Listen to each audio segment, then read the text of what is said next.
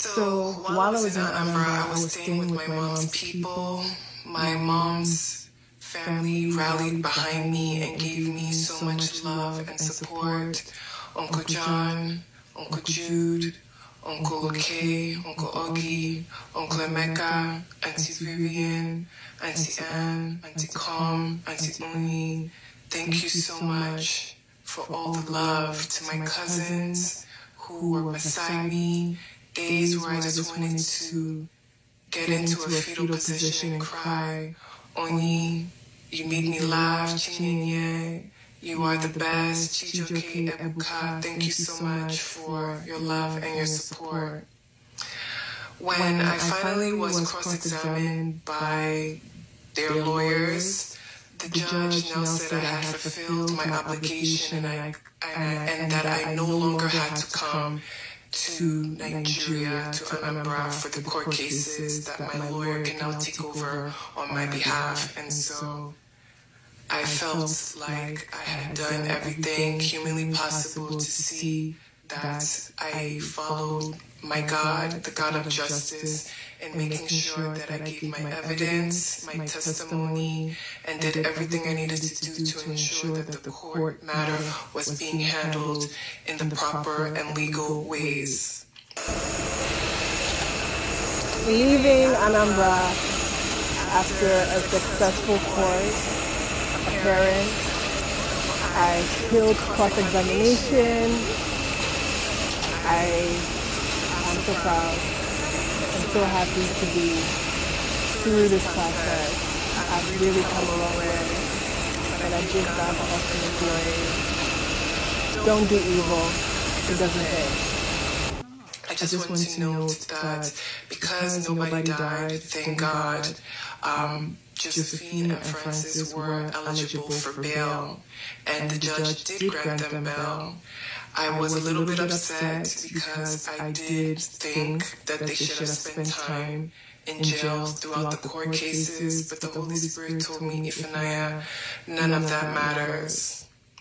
I went back to the U.S. and just began going back to work and trying to figure out what my new normal would be now that myself and my family were now caregivers to my father. My dad was being seen by physical therapists, being seen by occupational therapists. However, he had a crippling fear that every single time he would stand up, he would fall down. And so it didn't help to speed up the process to get him back to full restoration, but we were believing in God that he would be able to walk again. Through the use of a walker, my dad is now able to be more mobile. However, he cannot walk on his own. But that doesn't matter because with life, there is hope, and we're still believing and praying to God for full restoration. While we were now adjusting to the new normal, I got a knock on the door, and it was a white man with some documents in his hand. And when I opened the documents, I now saw that Gabriel was now trying to gain guardianship over my father so that he can send him back to Nigeria. He has submitted the documents to his own lawyer here in the United States that he wants guardianship because my father is incapacitated and that he's working in the best interest of my father. When I saw those documents, I began to panic because guardianship basically means that you have full control over this person, what they do with their finances, where they live, how they spend their money. And after finishing the court cases in Anambra and to now be served with these documents that Gabriel was now trying to get guardianship over my dad, because maybe I guess he realized that his power of attorney could only take him so far, the Holy Spirit said that this court case will never see the light of day. I got a call, court-appointed lawyer that was representing my dad. He asked me a series of questions, and I said, listen, if Gabriel wants to take this matter to court, so be it. I will fight tooth and nail to make sure that this judge is given all evidence that shows that even during Gabriel's power of attorney over my father, he mishandled it, he misused my father's finances, and if Gabriel is using his own hand to cause himself damage, I'll be right there to provide all the evidence needed. 1 week later, the court-appointed lawyer for my dad said, hey, Gabriel no longer wants to proceed with, this guardianship anymore, that as long as he hears from your dad, he's asking for a 10-minute conversation with your dad just to make sure that he is okay.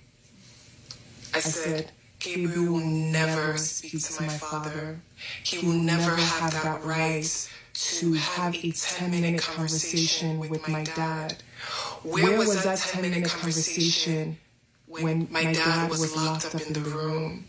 Where was that 10-minute conversation when I was asking Gabriel to make sure that my dad was okay? Where was that 10-minute conversation when he now found out how badly mistreated my dad was, and rather than coming to our aid, he only began to make more threats and be a bully to me and my family? I told the lawyer, nope. If the court case needs to continue, so be it, but I'm not going to pacify his actions with a 10-minute conversation to a man that, in my opinion, he's hurt dearly. A week later, I received a letter from Gabriel's lawyer saying that Gabriel no longer wants to proceed with the guardianship, and in my head, I said, this man, his heart, wherever it is not with God. How dare you try and get guardianship over my father? And in the court documents, he states that his intentions were to send my dad back to Nigeria.